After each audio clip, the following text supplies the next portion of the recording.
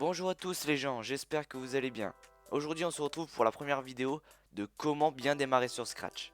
Dans cette vidéo je vais vous montrer comment on crée un compte Scratch et comment on obtient le rôle de Scratcher qu'on peut retrouver juste ici. Sans plus attendre, c'est parti. Tout d'abord vous allez trouver Scratch. C'est très simple, il faut taper Scratch ici.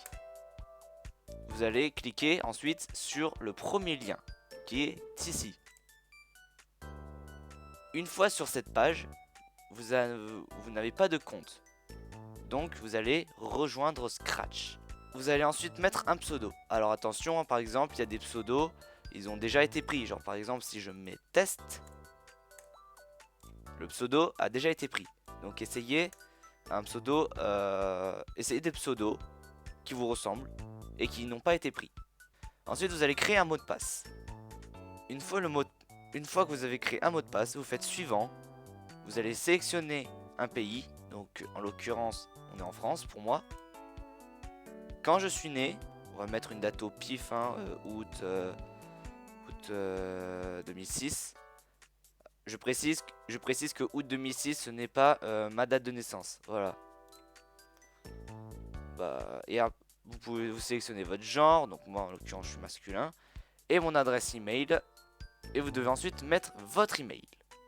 Vous devez cliquer ensuite sur créer un compte. Et voilà, bienvenue sur Scratch. Ensuite, si vous allez dans votre profil, vous n'avez rien. C'est tout à fait normal, vous venez de commencer. Mais, comme vous pouvez le voir, ici, vous avez le titre de nouveau Scratcher. C'est tout à fait normal, car vous êtes nouveau, c'est logique. Mais il y a un moyen pour devenir Scratcher complètement et pas être un nouveau Scratcher. Pour devenir Scratcher, c'est très simple. Il faut déjà avoir un compte sur Scratch depuis au moins 2 semaines. C'est-à-dire que là, s'il y a marqué membre depuis 5 jours, vous ne pouvez pas avoir le statut de Scratcher. Ensuite, il faut que vous aimez des projets. C'est-à-dire que par exemple, si on va par exemple sur ce jeu-là, et ben ici vous pouvez voir qu'il y a un bouton like et un bouton favori. Il faut que vous cliquez sur le bouton like au moins sur un projet. Pareil pour le favori, il faut que vous ayez mis un projet en favori au moins une fois.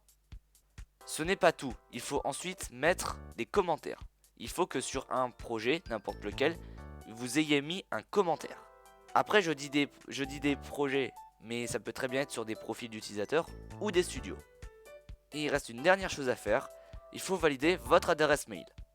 Normalement, après ce que je vous ai dit, vous devriez avoir dans la boîte aux lettres un message vous indiquant que vous pouvez devenir Scratcher.